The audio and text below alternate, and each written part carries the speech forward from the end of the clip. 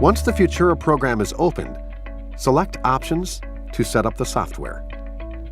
Select Settings, Options, General. Select Measurement Unit. From the factory, it's set at hundredths of a millimeter. You can change this to thousandths of an inch. Language. By default, the software comes set to English. Select any language you want to display. Preferences Standard Key. Select the two boxes for cutting check and check installed key.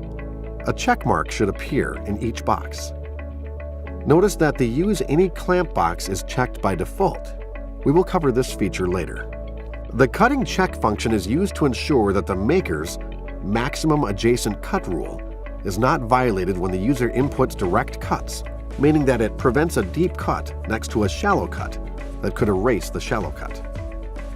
The Check Installed Key function, when enabled, will use the optical reader to determine if a double-sided edge cut key has been properly aligned in the jaw when you switch to the second side of the key. Any alignment errors will be offset. This function is only for keys with cuts on both sides. Be sure to save these settings. The Use Any Clamp box is checked enabled by default. When this function is enabled, the key to be cut can be positioned on a clamp side different from the default clamp shown in the software. The software will use the optical reader to determine the edge of the key blank in order to adapt cuts to the key blank being used. It applies only to double-sided keys. Attention!